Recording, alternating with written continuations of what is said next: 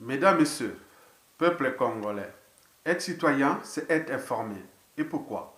Parce que l'ignorance est la pire des souffrances. Le savoir et la connaissance vous libèrent. Ceci dit, pourquoi le combat contre la dictature France-Afrique de Denis Sassou Nguesso est-il à la fois rude et passionnant?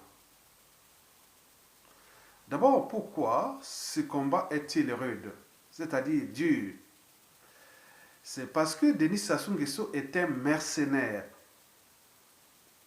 D'autres Congolais l'appellent terroriste, en référence du terrorisme d'État qui s'est passé dans le pool en 2016-17.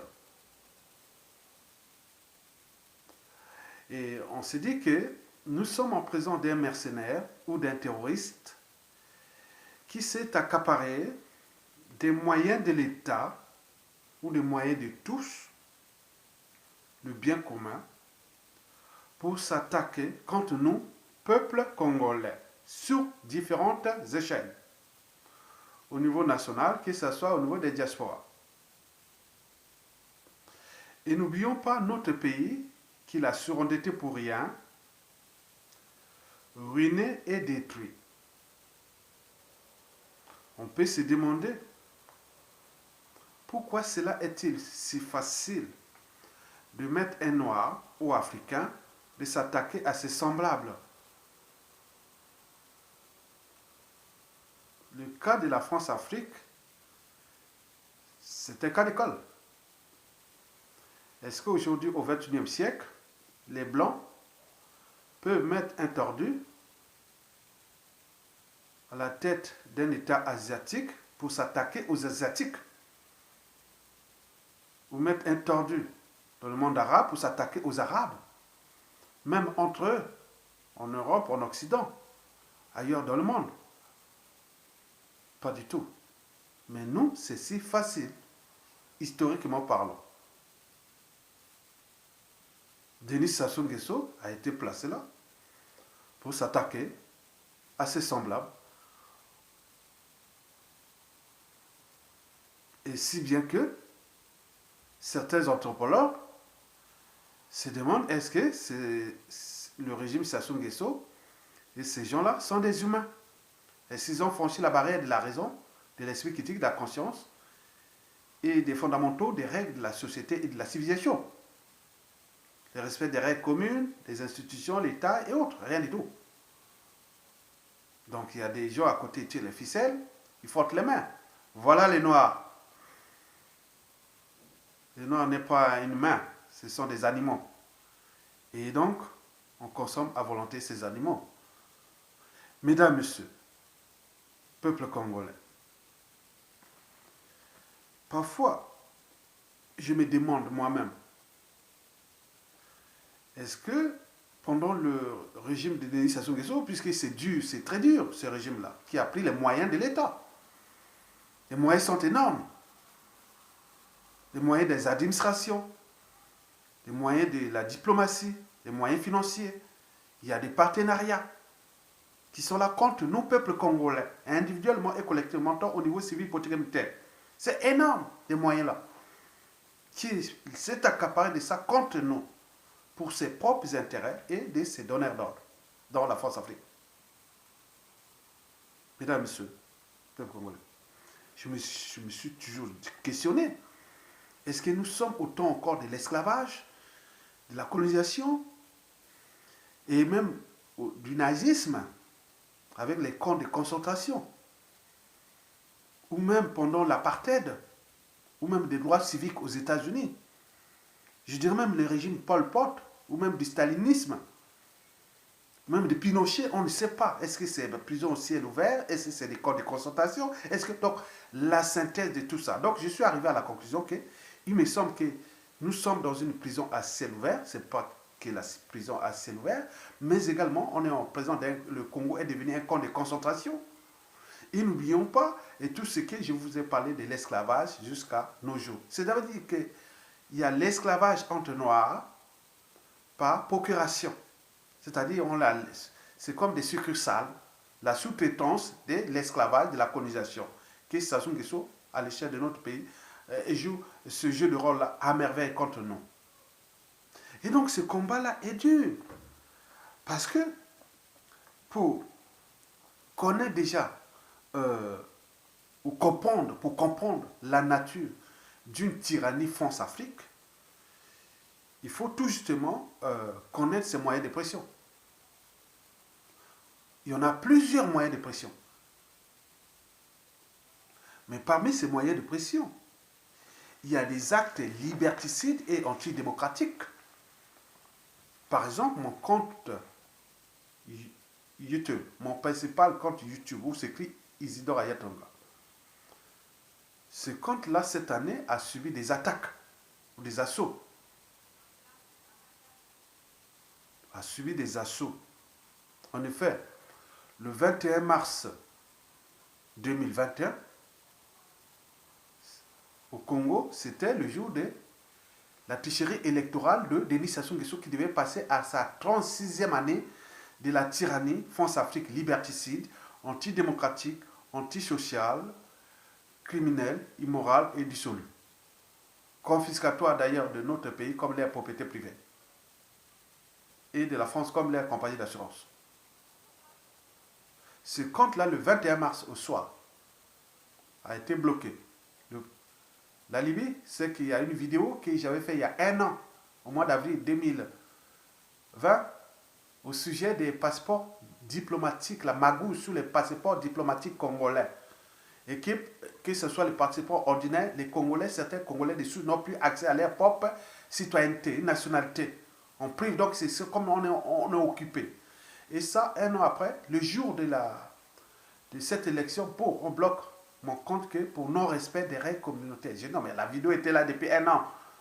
Je l'ai parlé, c'est la réalité, on a vu ça dans tous les réseaux médias et autres. On parle de ces passeports ordinaires et des passeports diplomatiques où règne la magouille. Non, mais pourquoi est-ce que j'ai. Moi, je suis citoyen à tout instant, mais en 2016, si mon coco avait pris les pouvoirs, je serais là en train de gérer ces trucs-là. Moi, je n'ai pas le droit en tant que citoyen de en parler. Non, rien du tout. 7 jours sans YouTube, mon compte, 22 au 28 mars. Non, oui, c'est ça. 21 au 22 au 28 mars. Regardez, pas de vidéo, ils ont bloqué. Bon. J'ai obtempéré. Bon, je crois que c'est fini. Le 13 mai 2021, le 13 mai 2021, au soir après l'annonce du premier sinistre, et là, bingo, on coupe encore. Depuis le 13 mai au soir jusqu'au 28 mai, pas d'internet. Je dis raison évoquée parce que j'ai publié une vidéo de Roland Nitou où même certains résidents congolais ont publié dans leur page YouTube, autres, mais ils sont toujours là, les vidéos sont là. J'ai pris la même vidéo, je l'ai mis aussi. Elle était là tranquille. Maintenant, on a dit que cette vidéo ne respecte pas les règles communautaires. La vidéo de Roland Nitou, c'était écrit, vidéo numéro 1, Roland Nitou éveille la conscience de Denis Sassou Nguesso, d'éducateur. A été briqué. Donc, vous avez compris.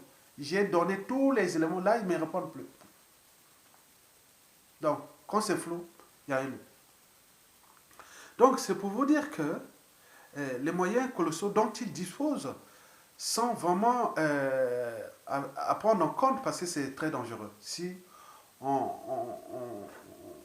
ne se rend pas compte qu'il y a beaucoup d'enjeux qui dépassent même nos libertés, nos dignités, notre autre.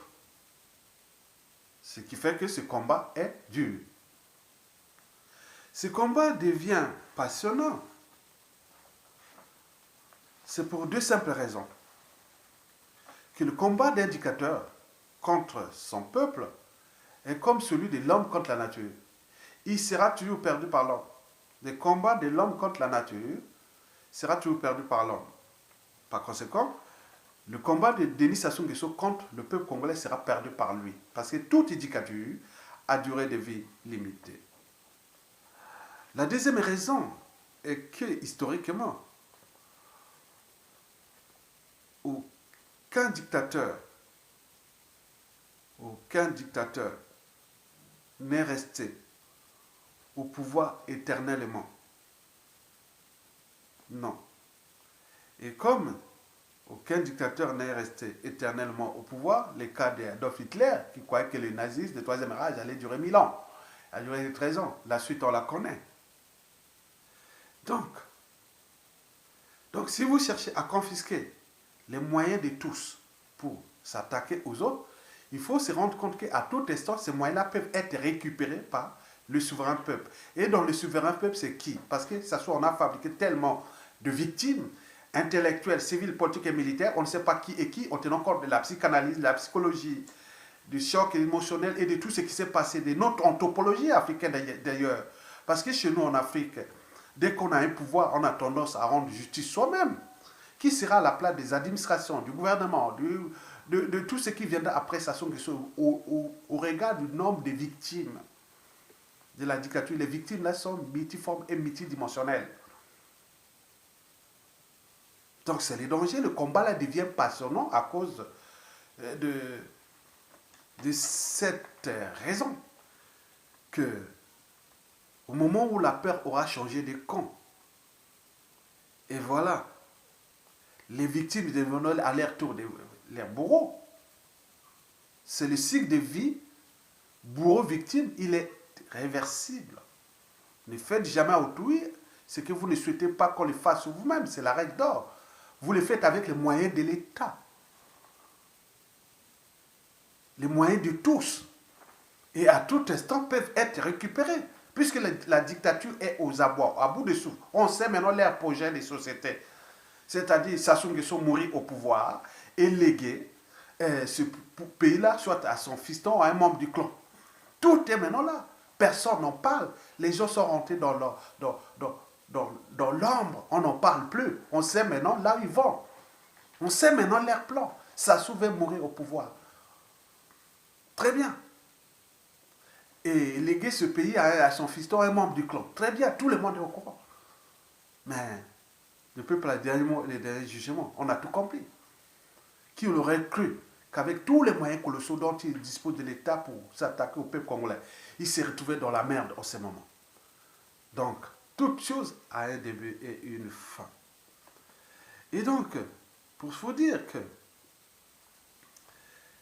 Denis Sassou Nguesso nous attaque pour faire taire tous les lanceurs d'alerte, les éveilleurs de conscience qui, voilà, qui ne savent pas que ceux qui ne parlent plus, le chien qui aboie ne mord pas, mais ceux qui n'aboient pas, c'est ceux qui mordent.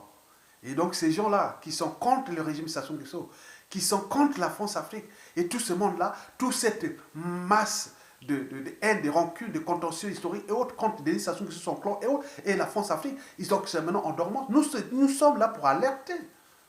Mais on vient nous attaquer pour alerter que, attention, les dangers. Qui aurait cru ce qui se passe au Centrafrique? Qui aurait cru que ce qui va arriver à la France-Afrique dans la sous-région sera problématique pour les intérêts diplomatiques, économiques, commerciaux, militaires et géostratégiques de la France dans la sous-région du bassin du Congo. C'est visible, je vous l'ai dit. Donc nous aurons l'occasion, au moment que j'aurai récupéré les comptes, d'amplifier ce débat-là. Que Denis Sassou Nguesso et sa France-Afrique qui jouent contre le peuple congolais, ils sont tous en danger dans ce pays-là. Parce que ce peuple-là est éternel. Ce pays est éternel. Et qu'ils ont fabriqué beaucoup de victimes, donc beaucoup de bourreaux à venir contre. La France négociera-t-elle avec qui demain, à la suite de Sassou ou autre? Donc ils vont s'enfoncer avec Sassou Nguesso et leurs trucs-là, ils sont en train de s'enfoncer, mais le jour proche viendra. Donc je en parlerai au moment venu. Donc voilà pour vous dire que le combat là est dur et passionnant. Il est dur quand on n'est pas entouré des gens qui ont la même mission que vous. Il devient passionnant quand on est entouré des gens qui ont la même mission que vous. Donc partagez cette vidéo et le lien qui est en bas de la vidéo, c'est le lien de ma page qui est aujourd'hui un peu bloqué. Bon, le moment venu, nous continuerons le combat. Nous allons gagner. Le peuple va gagner. Et vous avez tout compris. Merci beaucoup et à bientôt.